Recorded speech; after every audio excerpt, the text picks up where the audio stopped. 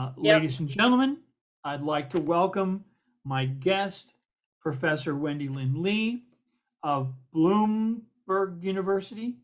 Now Commonwealth University of Pennsylvania, because we are integrated with two other schools. Sadly. Can't win for losing, Can't but win that's for okay. Luckily, I have an educated person in front of me who can correct me in these matters. Well, Professor, you're a philosophy professor and you have several other related areas of study. Uh, you have paid quite a bit of attention to, should we say, the insurrectionists and their ilk. I wanted to ask you some questions. I imagine you had a chance to at least view some of the hearings. Yes, off and on, because they occurred during the day when I'm in class, and then I would watch the news later, of course. Yeah. I was wondering, uh, let's start off on a real positive note. Do you think there's a chance that the Justice Department is going to move eventually soon to bring some of these charges that have been surfaced uh, against these miscreants, against from the plotters? Well, we see the foot soldiers facing some kind of justice, but I'm wondering, do you feel confident that the organizers are going to face some consequences? I think some of them, yes. I think it's hard to know who. I think some of the Oath Keepers, even at the organizational level, and the Proud Boys, and some of those folks have already faced indictment. So yes, and I was heartened to see that among it was either the Oath Keepers or the Proud Boys, that there have been some organizers against whom charges have been brought who were not on the scene that day, but it was so clear that they were the architects and long in advance of the insurrection. So I'm somewhat heartened to see that that is the case, because it tells us that the Justice Department doesn't necessarily have to have people on site that day to bring charges. And I think that's a very important legal, it's important legally, because it means that they're willing to reach beyond that original day. So I'm somewhat heartened. We shall see, but I'm somewhat heartened by that. Well, I just watched All the President's Men, and one of the things that I've kind of felt there was an interesting resonance where on the one hand, these guys were trying to contend that they were alone. They were acting on their own. This was just a band of two-bit burglars. But then, of course, the question was raised, but you have a walkie-talkie, and somehow there's attorneys showing up. And it reminded me that there is enough footage of the advanced planning of Stone and Bannon and talking about fuck the vote and it doesn't matter. Oh, I And think the evidence is massive. I think it would be stunning if they didn't bring charges. I'm just cynical enough at this point and jaded enough at this point that I'm sort of I'll believe it when I see it, but it's not because there's not enough evidence. There's plenty of evidence. yeah, I think, God bless stupid criminals that they would pay someone to videotape Stupid and the arrogant. planning. Yeah. Yeah, I saw a lot of that. Yeah, and just the arrogance of that, the self-absorption involved in that.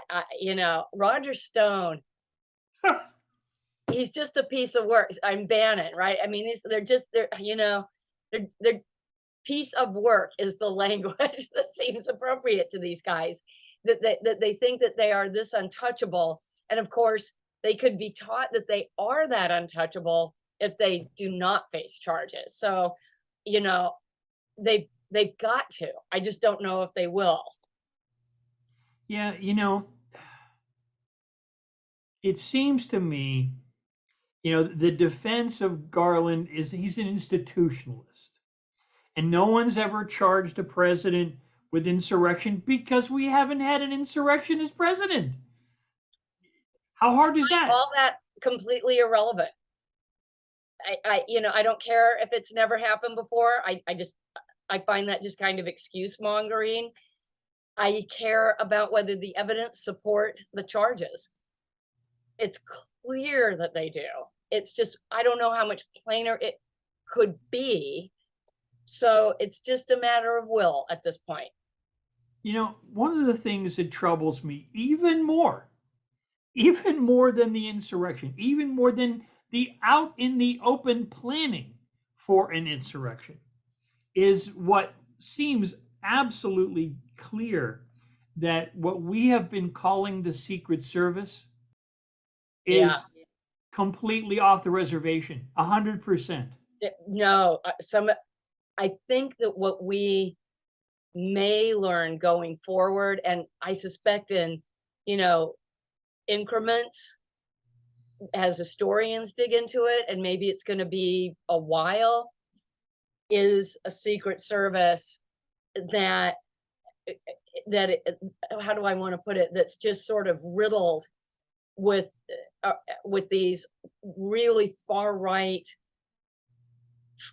Trumpy, maybe even pre-Trump loyalists and ideologues who utilize this utilitarian, right, the ends justify the means sort of reasoning to justify just horrific acts against the country in the interest of protecting a president who is not a president anymore, right? Who's going to be out of office and whose aspirations are plainly authoritarian.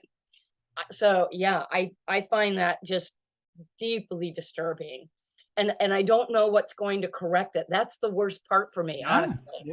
Is like how is that going to be corrected going forward, right? How is that going to be rooted out? It seems no great leap of imagination that when Pence refused to get in that car, that he knew that these people were not law and order types. Yeah.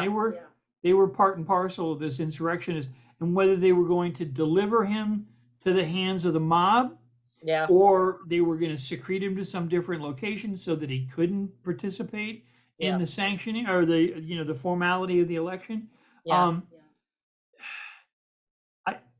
It is astounding to me. They weren't taking him out for cupcakes. No. And I thought that the subtext, they showed footage, and I don't know if you caught it or not. They showed footage of Nancy and Schumer dealing with it, working diligently to try to rescue not only the other Congress people, but democracy. And on their flip phones, like their avenues of communication were abysmal. And I watched that footage and I'm like, oh my God, how are we even running a country? Like, how do we, they look at what they're stuck with here, like trying to save the ratification of an election. I just thought that footage was amazing and just distressing. And they were trying so hard, right? I've long respected Nancy Pelosi. She is certainly a hero, but oh my God, on that day, as far as I'm concerned, she saved people's lives. Absolutely, no question about it. Another thing that I think is important to mention, I was looking at this with one eye through what I'm going to call my Snowden perspective of data and data security and message security. Because if we take it as a given that these were known entities, we know now certainly and for sure that they had all of this intelligence at the front end. They knew that what was coming. For months. if what they do to progressives and humanists and environmentalists is any sign, they've known this for months and months and months. So admitting that they knew and looked the other way, or worse, knew and actively participated. I think it's very telling that they scrammed their communications Oh yeah, brazenly, yeah, brazenly, yeah. and I'm very resistant generally to conspiracy theories. I highly resistant, and even here, I really want to see all the evidence, but it just seems so unlikely that they were just getting new cell phones, that it was just time for a trade. I just find all that so, and it's just such a bad lie. It's just such a hackneyed lie. yeah, the guy It at the it Apple it store, just man, he doesn't, didn't it know. defies reason that this was not them trying to cover their patooties, in order to not be caught with respect to what they had done. And now they are caught. And little by little, we're gonna find out just how much and just exactly what they were doing in detail, I think. How'd you like to be an honest security guy on Joe Biden's detail right now? Yeah, yeah, yeah. I mean, and like, God help us if the Republicans are reelected, right? And this version of the Secret Service becomes re-emboldened, re-empowered, right, bolstered in their subversion of democracy in line with elected Republicans, um, who are election deniers. Like, God help us, after November 8th, if they come back into power. When when you think about the fact that their model was tested and worked, that they have shown there is a path toward completely capturing the vote, uh, that by electing these right-wing election deniers who will take over a state election system and either turn it off or rule from a legislative point of view, um, to say that our democracy, such as it is, a representative democracy, is in danger is just such an understatement. Yeah, it's not. It's one thing it's one thing to say that our democratic institutions are threatened, but it's still another thing to speculate what it is that could be coming that would replace them, particularly if you're a woman and or black and or brown and or an environmentalist and or politically out of favor. I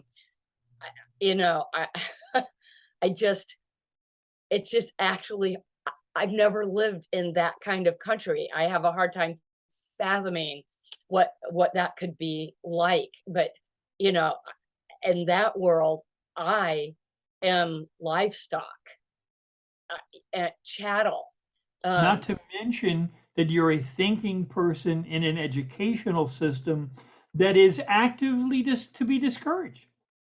and in an educational system in Pennsylvania, the state system of higher ed, that wittingly, unwittingly, ignorantly is just kind of sliding along, trying to appease the Republicans in our own state house, um, and actively helping them gut higher ed, even before, say, a Mastriani is elected. And I think he won't be. I think it will still be the Democrat who's elected governor here in Pennsylvania. But it'll still be a Republican legislature that's busy destroying education at every level. I live in a state that's riddled with book burners. The state that I'm living in now, they actually removed the minimum age requirement for marriage. I saw that. Yeah. Ick, ick, ick, ick, ick. Okay, I guess that's one way of solving sexual attacks. to legalize them.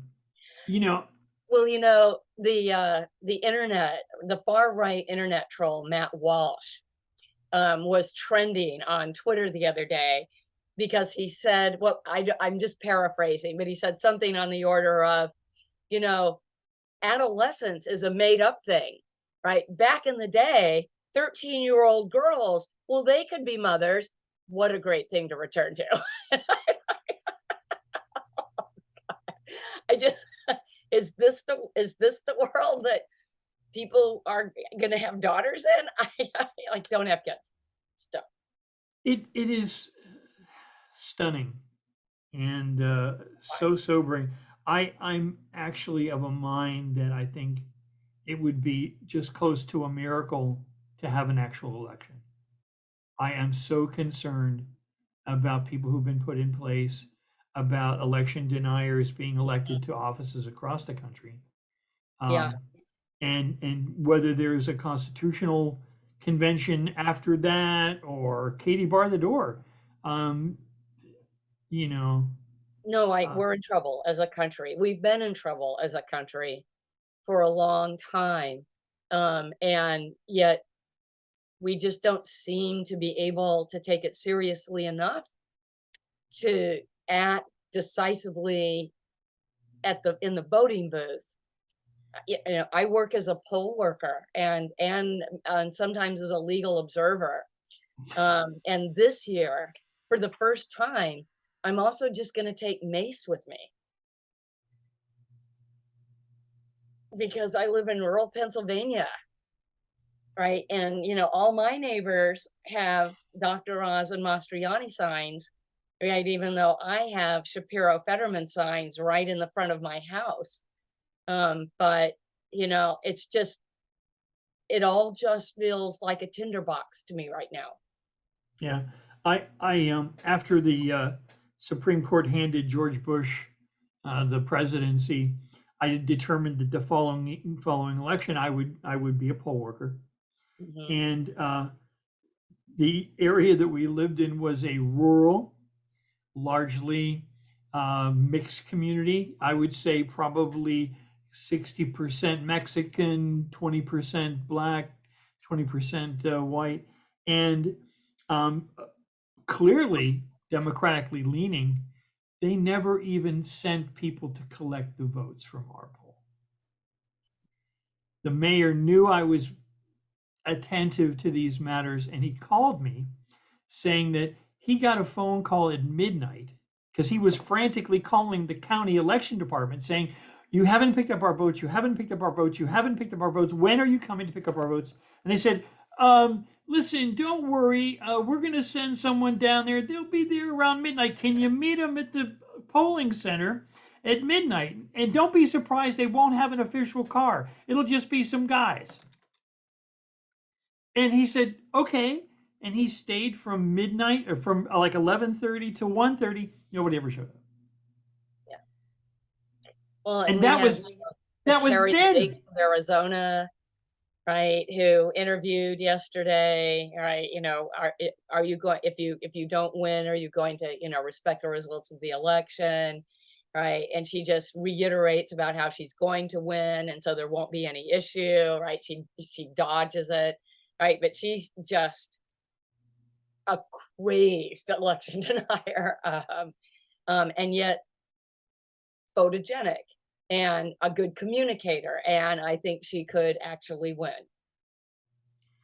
Yeah. I think Oz could win, um, it, in virtue of the ableist battering of John Fetterman and the willingness, especially out here in the rural counties, to believe that an auditory disability is a cognitive disability since his stroke.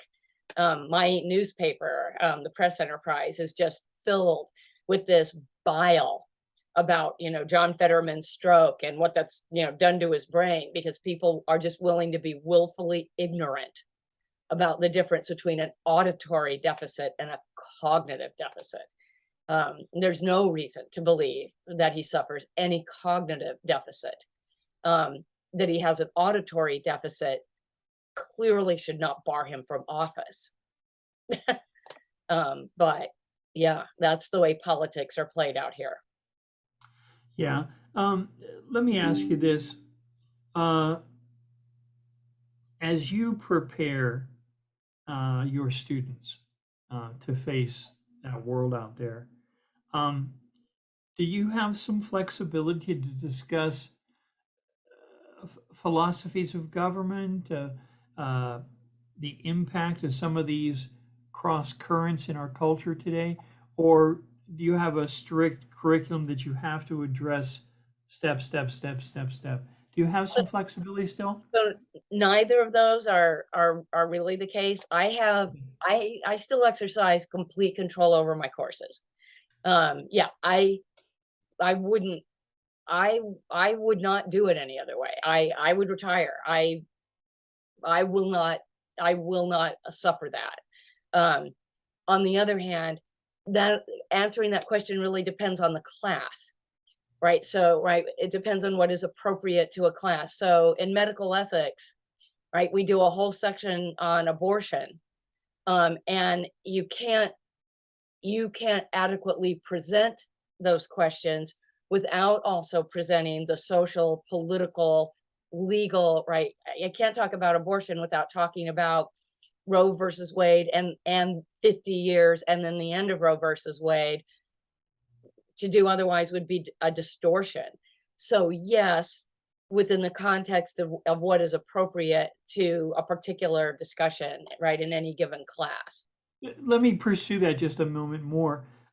In Pennsylvania, of course, now it's quote back to the states quote. Um, That's a is lie. Pennsylvania, as long as it's convenient, uh, is is Pennsylvania seeking to criminalize doctors? Are they seeking to track menstrual periods? So if the Republican candidate, right, if Mastriani wins, he has vociferously argued that he would like to see a constitutional ban in the Pennsylvania state constitution, ban on abortion. Right? This is a guy who would criminalize doctors, who wants to see abortion tried as homicide, right? This is a guy who dresses up in Confederate soldier outfits, right? This is a guy who proudly declares himself to be a white nationalist. I'm going to call that a Nazi. And I don't mean that in any sort of Wow. hyperbolic sort of way. I just think that's accurately descriptive. Yeah, this is a guy who so far as I can see, would force a raped 10-year-old to die of the pregnancy, right? And force her to carry to term, a kid raped by her dad. Right. And if she doesn't die, would jail her if she tried to abort herself, even if she was hemorrhaging to death. So he's that guy. That's what we're facing if that guy is elected. You Because we have know, a Republican legislature, right? So he'd get what he wanted. I'm puzzled because I know that people sometimes need what can be wildly generalized to be an abortifacient when they have endometriosis and certain other conditions that require, should we say, a medicinal treatment that could be construed that way. Mm-hmm. To I'm puzzled save why a that woman's case. life. Yeah. I mean, we could, should he be elected, we could readily become Louisiana, Indiana, Texas, where a woman has to be on the brink of death before she is permitted to abort a dead fetus that is rotting in her body. And while she's waiting for that, can you even fathom the psychological trauma? Right? She may never be able to have children again. Right? That psychological trauma is going to be with her as PTSD for the rest of her life. Right? What about a woman, say my age, right, who doesn't think she could get pregnant, but then does, right? for whom it just might not be safe in virtue of age. Am I now required to sacrifice my life for something I just did not think could in fact occur, but sometimes does? Yes, the answer to that question is the direction this country is going is yes, because women are livestock. It's just, I can't, I can't, I don't even have words for what I think we're doing to women, and particularly poor women, and particularly women of color who have less access to medical care. Right, right. I'm among the lucky women. The idea of freedom of religion evidently only follows to one particular sect of one particular religion. Yeah, Very people strange. who can afford to get to a blue state for an abortion or have a Herschel Walker to pay for it. I thought there was a quote from that incredible footage shot of Stone and those right wingers where he said, "Look, let's just get right to the violence." Yeah. Well, what more can you say? You know, Not a lot. Not a lot. You know, the thing I think that I sometimes find the most surprising about all of that are the people who pretend to be surprised, because we exhausted that opportunity a year ago. Right, we no longer are entitled to be surprised about any of this. Disgusted, maybe horrified, right, but no, we're no longer entitled to be surprised. This writing was on the wall years ago. I doing a little bit of prep for our meeting, I came across a quote from Rhodes of I think it's Oath Keepers, who Yeah. said that he called Roger Stone immediately after hearing the results and said, "Well, I've got this great idea. Let's just storm Congress." It was an idea, quote, suggested by a Serbian academic. Well, okay, storming, it then the article went on to say, and I don't know what editor would let this pass. The writer then editorialized saying, "Wow, that's really stunning. What a coincidence." You know, when they tell you what they think and you're not listening, that's not on them.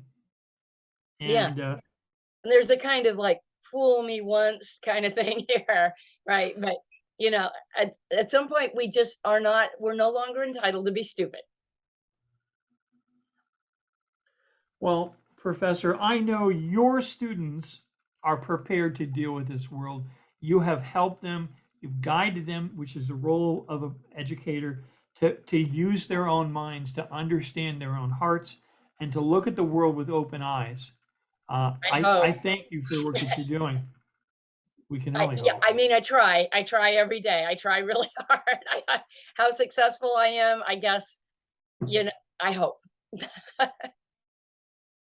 Wow. Any final thoughts you have? You've been watching this right wing thing for a long time. I'm sure you were, as you said, you're no longer entitled to be surprised. Um, any final thoughts? Vote, vote straight ticket Democrat. Um, don't vote third party. Right? We might love the Greens, but you know, right now, man, we just got to save the Republic. Right? That's all we got to do. Right? We can go Green Party later, but right now, you just got to vote straight. You just got to vote straight Democratic ticket, even if you don't like the candidates that much. Like you just got to do it. Yeah. Right? Well, thank you so very much, Professor. As always, I enjoy speaking to you. You have such a clear, thoughtful, insightful mind. It's an honor to Thank you. speak with you. Yep, you bet. Have a lovely evening. You too. Bye bye. Bye bye.